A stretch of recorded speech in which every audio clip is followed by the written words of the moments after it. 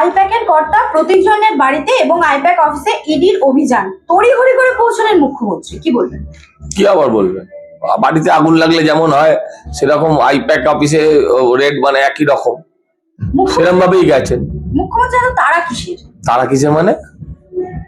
তোমার বাড়িতে আগুন লাগলে, আমার বাড়িতে আগুন লাগলে আমি যা করবো, মুখ্যমন্ত্রী বাড়িতে আগুন লেগে গেছে প্রায় সেরকমই অবস্থা, তো তাড়াহুড়ো করবে না? হ্যাঁ, তাড়াহুড়ো তো করবেই। তৃণমূলের প্রার্থীর যে তালিকা আর হার্ড ডেস্ক হাতাতে এসেছিল ইডির বিরুদ্ধে ভয়ঙ্কর অভিযোগ করছেন। কোর্টে যান, কোর্টে যেতে পারতেন, কোর্টে যেতে পারতেন। আপনি হাতিয়ে নিলেন কেন? আপনি হাতিয়ে নিলেন কেন? আপনি তো কোর্টে যেতে পারতেন। আচ্ছা, ওই এটা কাউকে সিজদা করে ওটাকে কোর্টের হাতে তুলে দিতে পারতেন। আপনি ওটাকে বুকে করে নিয়ে সোজা হাইকোর্টে চলে যেতে পারতেন, হুজুর আপনার কাছে জমা দিলাম, আপনি খুলে দেখুন এর মধ্যে সব প্রার্থী তালিকা আছে, কোনো টাকা পয়সার হিসেব নেই, করতে পারতেন। সেগুলো কোথায় রেখেছেন? আচ্ছা ঠিক আছে, এখন সেগুলো দিয়ে দিন। আপনি আপনার প্রার্থী তালিকা বার করে নিয়েছেন, তো এবার দিয়ে দিন, যেমন এটা গেল। মুখ্যমন্ত্রী বলছেন বিজেপি সবচেয়ে বড় ক্রিমিনাল। বিজেপি ক্রিমিনাল, আর মুখ্যমন্ত্রী সবচেয়ে বড় সোশ্যাল। পাগলের কথার উত্তর হবে না। ফরেনসিক এনে দলের নথি চুরি করার চেষ্টা করছে, এফআইআর করার নির্দেশ দিলেন মুখ্যমন্ত্রী মমতা বন্দ্যোপাধ্যায়। সেই মতো আবার এফআইআর দায়েরও করা হয়েছে, কি বলবেন বিষয়টা নিয়ে? কি বলবো, ধরে নিয়ে যাক, ইডির কর্তাদের কোমরে দড়ি বেঁধে টানতে টানতে নিয়ে চলে যাক, ঝামেলা আরো মিটে যাবে। কি বলবো, এখন এটা যেটা হচ্ছে, রাজ্য পুলিশ ভার্সেস কেন্দ্র পুলিশ যে কোনো দিন লড়াই লেগে যাবে। হ্যাঁ, যেমন আমরা পাকিস্তান বর্ডার টর্ডারে দেখি, এখানে দেখবেন সেন্ট্রাল ফোর্স আর স্টেট ফোর্সের মধ্যে গোলাগুলি চলছে। এটাই দেখবেন, এটাই বাংলার ভবিতব্য।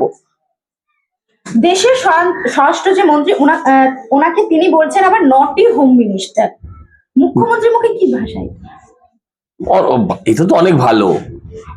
আমি চুলের মুখ্যমন্ত্রী বলার থেকে এটা ভালো না?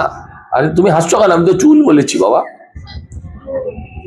হ্যাঁ, পার্টি অফিসে রেড করবে কোন অধিকারে? ওটা পার্টি অফিস কবে থেকে হলো? তাহলে তৃণমূলের ঝান্ডা লাগানো থাকতো। পার্টি অফিস হলো তৃণমূলের লোগো লাগানো থাকতো, পার্টি অফিস কোথা থেকে হলো? প্রত্যেকজন ওদের পার্টি করে, জানতাম না। মমতা ব্যানার্জির নির্দেশ মতো ইডির বিরুদ্ধে এফআইআর দায়ের করলো বিধাননগরের পুলিশ। আচ্ছা, দুর্নীতির বিরুদ্ধে যখন তদন্ত করা হয় তার পাল্টা কেন এফআইআর? এটা কি সম্ভব? এটাই তো সম্ভব এই রাজ্যে। আজকে হাইকোর্টে সব হয়ে যাবে, লেনেকে দেনে পড়ে যাবে, আজকে হাইকোর্টে হয়ে যাবে, কোনো চিন্তা নেই। নির্বাচনে কয়লার টাকা বিজেপি নেতা শুভেন্দু অধিকারী জগন্নাথ চট্টোপাধ্যায় ব্যবহার করেছেন, একজন সাংবাদিকের প্রশ্নের উত্তর দিয়েছেন এইরকম ভাবে মেজাজ হারিয়ে মুখ্যমন্ত্রী। আপনি তো বলেই দিয়েছেন মেজাজ হারিয়ে ওইসব বলেছেন, মানে ভুলভাল কথা। তো ভুলভাল কথার কি রিয়াকশন দেবো? কয়লা উনি চুরি করলেন, সেই টাকা আমরা ব্যবহার করলাম, এই কথার কি উত্তর দেবো? আপনি বলুন না, আপনি আমায় বলুন। আমার তাহলে পাগল হয়ে আসতে হয় মুখ্যমন্ত্রী উত্তর দিতে গেলে? আপনি পাগলা কারোদের সামনে যান না, তো ওরা উত্তর দিতে পারে, পাগলরা উত্তর দেয়, আমি কোথা থেকে উত্তর দেবো সুস্থ হয়ে? দাদা, তদন্ত যখন চলছে সেই মুহূর্তে তো কোনো মানুষ, যদি সাধারণ মানুষ সেখানে যেত তাহলে তো এতক্ষণে তাদেরকে আপনি তো নিজেই বলছেন সাধারণ মানুষ যেত, উনি কি সাধারণ মানুষ গেছিলেন? তাহলে মুখ্যমন্ত্রী হওয়ার পদের কি সুযোগ সুবিধা নিলেন না? মুখ্যমন্ত্রী না হলে পুলিশ কমিশনার সঙ্গে যেত, মুখ্যমন্ত্রী না হলে 50টা 60টা পুলিশ তার সঙ্গে যেত। এখন একজন মহিলা একজন মুখ্যমন্ত্রী যদি ঢুকে পড়ে দিয়ে ছিনতাই করে, কি করবে? কি করবেন? মুখ্যমন্ত্রীকে মারবে? এটা তো সম্ভব নয়। দাদা, আমার শেষ প্রশ্ন, মুখ্যমন্ত্রী যে এত তড়িঘড়ি করে গেলেন এবং বেশ কিছু মানে ওনার সময়ও লাগেনি, এত কম সময়ের মধ্যে তিনি সব কোথায় কি রাখা, প্রতীক জৈন দিয়ে দিয়েছে হাতে করে,